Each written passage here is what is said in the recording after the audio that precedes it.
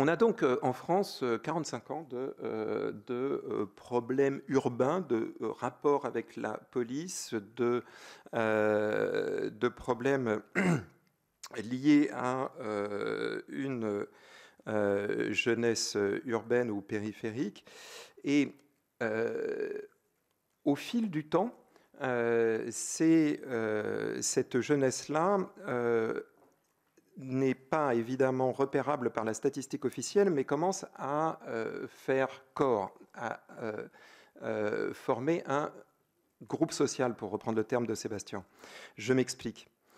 J'avais fait moi aussi une enquête sur les contrôles d'identité à Paris. On avait fait suivre des policiers sans qu'ils s'en rendent compte pour collecter les variables qui caractérisent les personnes qu'ils contrôlent à Paris, hein, Gare du Nord, Châtelet, dans 5 endroits différents. Et puis on avait comparé avec la population qui est présente sur ces lieux-là. Et on s'était rendu compte que dans les lieux où les personnes blanches sont minoritaires, elles sont sous-contrôlées par rapport à leur part dans la population disponible. Dans les lieux où les personnes blanches sont très majoritaires, elles sont également sous-contrôlées.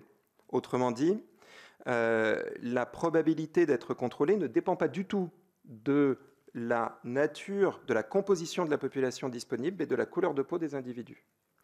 Il faut ajouter à ça que la couleur de peau n'est pas le seul critère qui déclenche, qui est associé au contrôle.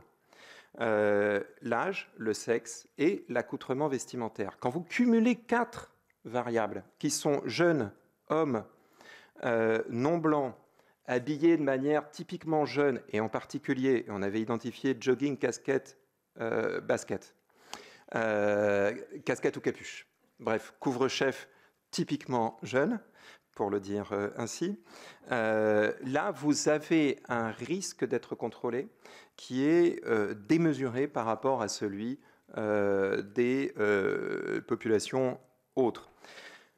Au bout de 40 ans, lorsque vous avez un acte de la puissance publique, des pouvoirs publics, des forces de l'ordre, qui s'adresse systématiquement aux mêmes populations, que ces populations, par les émeutes, mais aussi par le rap, par tout un ensemble de choses, décrivent ces phénomènes, décrivent également ce qu'elles perçoivent comme étant une non-réponse à ces phénomènes, vous créez là ce qu'on appelle un sentiment d'appartenance. Une population qui va être invisible dans la statistique publique, mais qui va avoir une réalité substantielle. Et cette population, c'est-à-dire une population de jeunes urbains surexposés à la tension policière, c'est celle-ci qui est évidemment au cœur des émeutes.